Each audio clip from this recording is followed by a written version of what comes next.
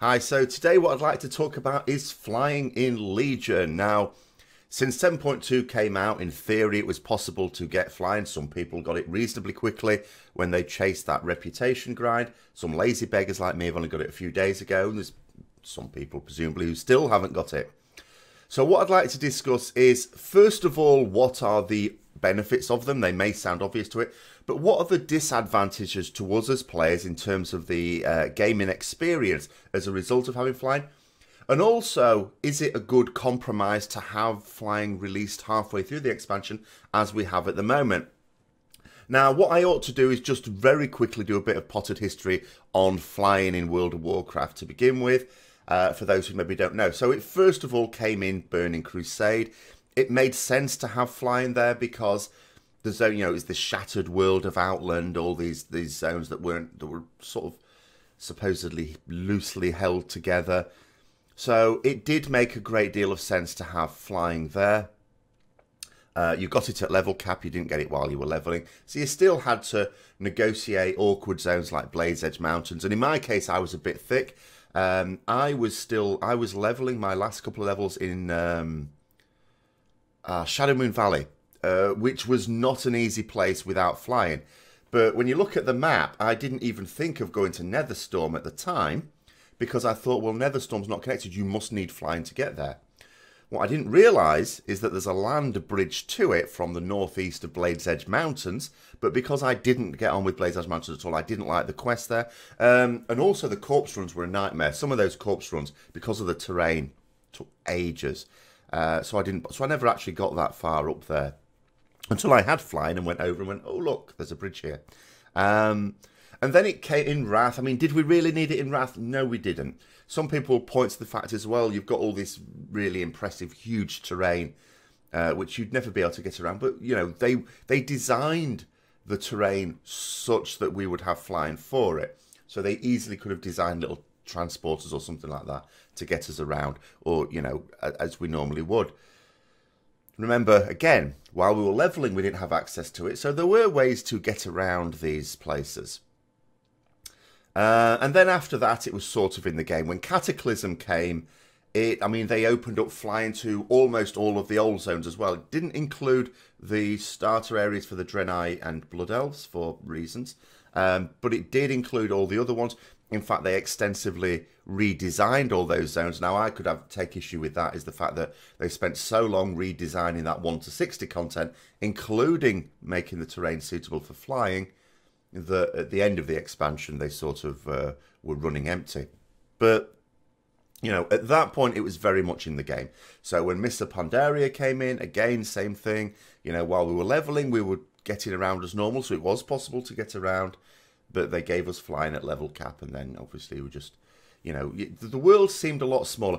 So then when Mists of Pandaria came around, Blizzard said, no, we're not going to have flying now, because, and it was fair enough, because there are things you can do if you don't have flying that make exploration a lot more interesting. So the treasures was a classic example. Some of those treasures were difficult to get to, but if you had flying, they would have been trivial.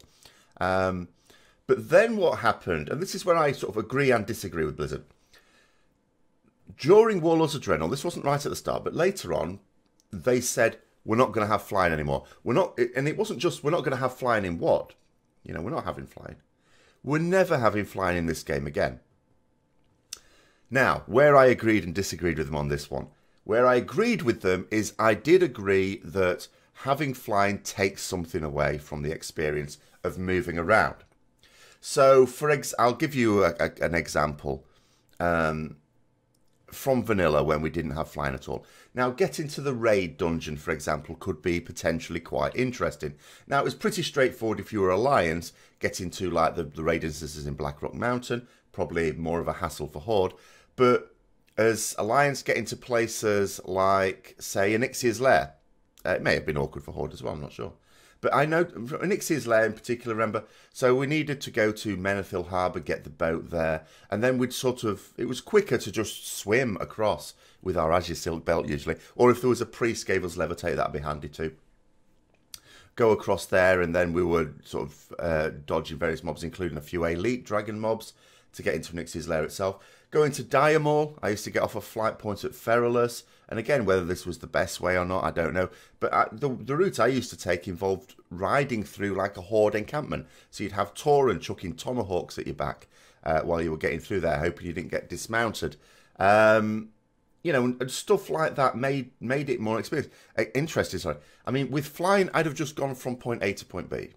I might have had to get a boat across the ocean, but other than that, I'm just flying straight to it. And you miss out on a lot of the detail in the thing. So from Blizzard's point of view, they've got people designing things. They want to put nice little things in that you would miss if you had flying. And it's all right saying, well, we won't have flying for the leveling experience. You don't get to see everything during the leveling experience. You know, because Blizzard are pretty good at that. I've played some MMOs before where you have to do everything to level. Otherwise, you're just going to be grinding all the time. You basically have to do all the content. World of Warcraft, you don't have to. You won't have completed all the quests when you get to level cap. So there will be things that you've missed out on, little details that you've missed out on. So you're missing out on all that. And then there's the things that they can put in game. Like, you know, and coming back to the Broken Isles. So High Mountain, trying to work out how you're going to get from point A to point B, which is not all that easy. Sometimes it's, well, do I go over, or is it as an under? Is there a cavern to go through? So trying to work that out has a bit of interest. With Stormheim, the grappling, I love that. You know, grappling from the various points around the mountainous areas there. That's pretty good as well. So we lose that with flying. With flying, we don't have that at all. But where I very much disagreed with Blizzard when they said, no, we're not having flying again, was the fact that, you know, and I said this at the time, because I had the channel at the time, they're never going to get away with this because the genie's out of the bottle. Flying has been in the game for so long that they're pushing it by not having it available at launch. Because people have actually also got used to not just there being flying, but there being flying as soon as they hit level cap. I mean, in TBC, you had two different types, because you had, this was back in the days when the mounted speed wasn't a property of your character, it was a property of the mount itself. So you could buy a basic fly mount, which was pretty slow, 70% movement speed. But that was relatively inexpensive. You would be able to get that level cap. Then there was the other one, which cost 5,000 gold, which, okay, is nothing now, but it was then. You'd have to save up for a bit. I mean, by the time I could afford that, I was doing Tempest Keep. I'd already done the tier 4 stuff. So that took me some time to save up myself. Some people would have done it quicker, of course. And but yeah, after that, it was just a case of, no, you get to level cap and then you get your flying. And that's all there is to it. It's as simple as that. And in actual fact, what usually happened later on in the expansion is it would be possible for you on your main character to buy an account-bound thing to give your leveling alts flying so that they could actually fly while they were leveling. And then in WoD, they basically say, no one's flying at all, ever. So there was obviously going to be a huge backlash. Blizzard made an almost immediate climb down. It was literally like, we're not going to have flying ever again. A couple of days later, all right, we're going to have flying. And then they tried to pretend that they never said they were going to not have flying in the first place, when the way they said it is like on the internet. You can't lose it from the internet. I don't know what that was about. And then what they said was, we'll have a compromise then. So you've got to complete these achievements. So what we're really thinking about is, I know a lot of people don't like the idea of the achievements. They still want flying to be available when you get to level cap. But here is where I am going to sort of back Blizzard up. I'm going to sort of try and explain how it is beneficial. I think it's a nice compromise. I think it is beneficial to us. So consider some of the content. So we've already gone through the treasures, which have also been done in Legion. They're actually quite nice. And what's particularly nice is, without the benefit of an add-on even, as soon as you've got a certain amount of rep, you can get items so you can actually see them on the minimap. But just seeing them on the minimap doesn't necessarily tell you where they are. So sometimes there's a bit of thinking, a little bit of puzzle solving to work out not only where they are, but when you found out where they are, how to get them. I mean, the best zone for this, like back in WoD, was Spires of Iraq, I would say. There was some very good treasures there where you had to sort of scratch your head a little bit to work out how to get them. So I used to like that. As soon as you've got flying, of course, you don't bother. You just go up and land on the thing. So now, I mean, I could just go flying around and get all those treasures that I haven't got before. Other bits of content. The world quest. It's now a lot quicker to just jump between world quests, which is handy because we're very heavily incentivized to do lots of world quests now as well. But you just up and down and up and down and up and down across all the different areas. You're not having to traverse anywhere now. Now, the real good example of this are the Kirin Tor quests. So, you have this, what is it? There's four main types of Kirin Tor quests. You've got the riding the Mana Saber, the Barrels of Fun, which I quite like. You've got the solving the Enigma. Oh no, there's 5 altogether, sorry. There's the one where you go in the bubbles to get to a thing and pick it up. And then there's the one where you've got to keep fell rushing effectively through all those, like the blue orbs to chuck you about, avoid the orange orbs and go through a portal. That one people didn't like. I remember when that quest, because that quest didn't appear right at the start, that quest appeared later on. And I did a video about that one. I had an awful lot of people, I think, agreeing with me that it was not really a fun one. It would be for some people. You can sort of see the attraction for people who might like platform console type games because it's that same sort of element. But I don't really think it fits with WoW. So they're particularly annoying. And I have to confess, and I think a lot of people are with me on this one, when you've got when the Kirin Tor Emissary quest is in town and you've got to do 3, you generally leave those ones till last if you might not have to do them at all, and usually avoid doing those ones. Some are worse than others. You know, you generally would go for me, the Enigma ones, because you can do those quite quickly. The Barrels of Fun is pretty decent as well. There is apparently an add-on to cheat with that one. I don't see the point of that because I think it's fun. The Mana Saber one you'll do. The one with the bubbles is okay, apart from that one in Stormhind near the dragons. That's a terrible one. And you wouldn't do the Magic of Flight one at all. Now you will, because you just get on your flying mount and you just go to the portal and through it. It's the easiest one to do now. It's the most efficient one to do because you're not doing it. You're just getting on your flying mount and you're just going through. The bubbles one also, because you don't have to ride the bubbles. You just fly to where the object is, as long as you know where it is. Or if you don't know where it is, follow the bubbles. Fly to where the object is, land on it. There's only one place where you can't land on it, and that's the one sort of northish, northwestish of Suramar. I think all the rest of them are on something physical, so you can land on top of it and just pick it up. And even the one in that northwest of Suramar is still quicker, because usually what you're doing is you're waiting for the bubble to come round. Well, if it's underneath you when you're starting off, you can just fly there anyway, if it's already in transit, so to speak. And as a druid, I'm told, you can actually do it just in druid form quite quickly as well. But, and for leveling purposes, because we also get it while leveling, this is the interesting thing. It's not just available, because it's account-wide, the flying thing. So they got us to do the achievements, which I think is fair enough. So they've got us to do all the exploration. So it's basically like saying, look, we've designed all this really nice terrain. We want you to see it. So prove that you've seen it. Do the exploration thing. Do a certain number of quests. You know, it's getting you to do the stuff that you should be doing anyway from their point of view, especially if they're going to bring it later on the expansion. You know, enjoy the world that we have spent a lot of time crafting. Enjoy it, get to see it up close and personal. And then halfway through, when you've explored it all, when you've seen it all, then you can have flying and you can make other stuff just more convenient now. So it's a convenience thing. There are some advantages to flying as well, though, beyond the convenience. You get to see some of their work in a way that you wouldn't without flying. So it's best of both worlds, really. You get to see a lot of their detail and work when you're not allowed flying because you're forced to go through it. But also there's some things you can see where with flying, like flying around the top part of High Mountain. Ordinarily, you'd only get to see views like that on the Griffin, like or the Hippogriff or whatever that you're taxiing around on, and then you only get the route it takes you on. Whereas now you can go anywhere you like. That's pretty good. I quite like that. Everywhere's really, you know, it's a lot quicker to get anywhere now. So sometimes I'll do the taxis if I'm going to go to the toilet, something like that. But normally it's quicker now, obviously, just to get on your flying mount and just fly from Dalaran to wherever. That's pretty good as well. Other advantages, as I say, for leveling, it means you can level in a more efficient way as well. If you think it's more efficient to go around doing the world quests, you know, the sort of areas where you fill up a bar, then you can do that. You know, you can just fly from place to place like that. You're not wasting a lot of time running around and killing extra mobs, which are not all that efficient anyway. You know, we can fly to, especially on a PvP realm, this is potentially beneficial. We can fly to the dungeons more quickly as well for when we're doing Mythic Plus dungeons, or the raids as well. You know what it's like when you go into like Emerald Nightmare or Darkheart Thicket and you drop yourself down. I can't remember the name of the flight point there. And then you've got to ride through all that. And you always train a load of shit when you're riding through to it, especially to Darkheart Thicket. It's not as bad for Emerald Nightmare, but it can still be. Well, now you just fly to it and fly straight in as well.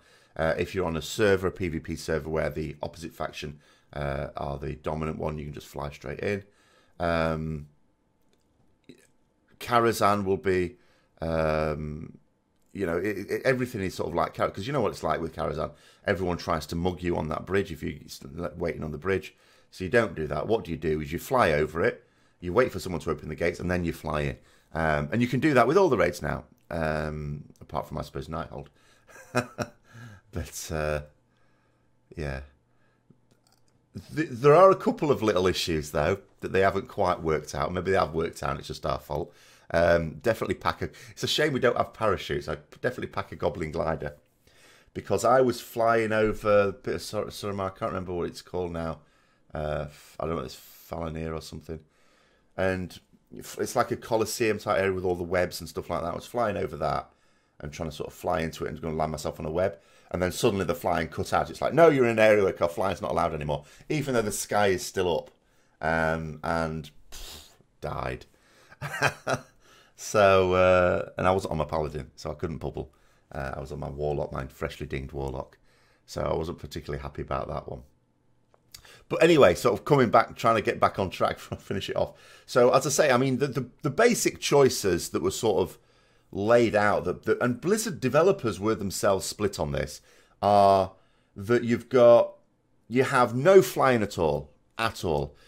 Benefit of that is, as I say, that they get to design more interesting things about the world, because I think it showed when mop zones and cataclysm zones in particular, I didn't think were very interesting. And it's not surprising they were not that interesting, because they knew you would have flying to get around them. So they were very, very uninteresting. In fact, with Cataclysm, even like when you're leveling, you had flying, access to flying. So why would they put a lot of interesting things in there? You're going to miss it. The world becomes much smaller. You're going much faster. You miss detail, so why put the detail in? But with Warlords of Draenor, there was some more detail, because again, you could. But in Legion, lots more. I mean, Broken Shore, there's a lot more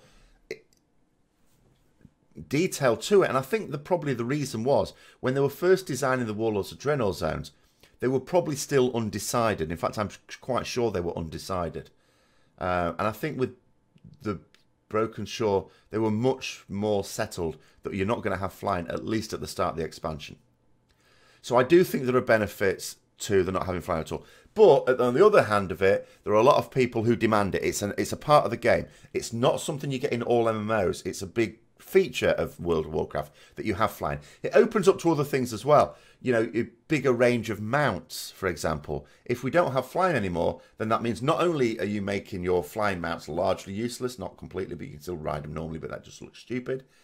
But you're cutting down for the designers on the number of, you know, and the range of mounts that they can design for us. And a lot of people like collecting mounts. So on the other hand, you could have it so that we get flying right as soon as we've leveled. But yeah, that means we miss out on all the... Again, why would Blizzard do all the interesting detail stuff? Why, you know, for the sake of leveling? Why? That'd be pointless.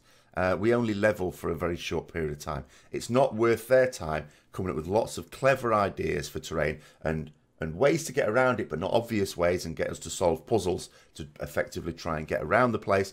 It's not worth their time doing that if we're only going to get flying in a few days' time. Whereas I think the middle ground, the compromise, is a good one. I know a lot of people are upset by it, but, you know, you get to experience the world without flying and get all that. Yes, and some parts of it's frustrating, but some parts of it's rewarding as well when you find your way around. And it does feel much more role-play game. It feels less of a role-playing game when you've just flying from A to B.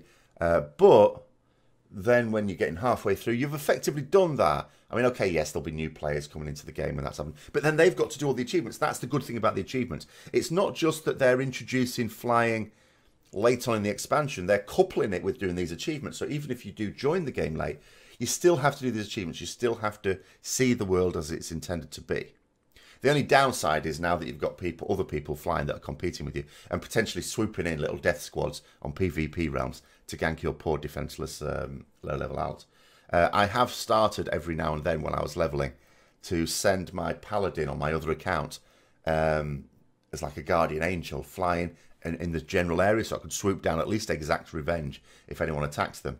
Unfortunately, whenever I did that, no one attacks them. It's almost like they knew, even though it was well out of sight.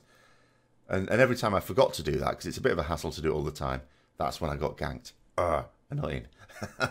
But yeah, so I'm just going to finish it up by saying, you know, that although I realise and understand why a lot of people are frustrated by that, because they just want the convenience of flying straight away. They may even just want the freedom of flying that comes with it. It might not just be a convenience thing. They might just enjoy it. But I do think it's a good compromise, having, you know, completing those achievements, which means that you've got everything you could out of those worlds to have got those achievements, and also bringing it halfway through the expansion as well, just to sort of get used to that. And then you're much more appreciative of it later on as well. And when you've done all your exploring and things, it's right, okay, we've now got the flight. Whether it'll be there for Argus is another matter, though. Maybe there'll be a Pathfinder 3 so that you can fly on Argus where you've got to do the same sort of thing. I don't know. Who knows about that? We won't know until 7.2.5 comes out and the 7.3 patch comes on the PTR. But anyway, hope you found it interesting as always. If you did, don't forget to like, comment, subscribe and share for further content. And until next time, I'll see you later.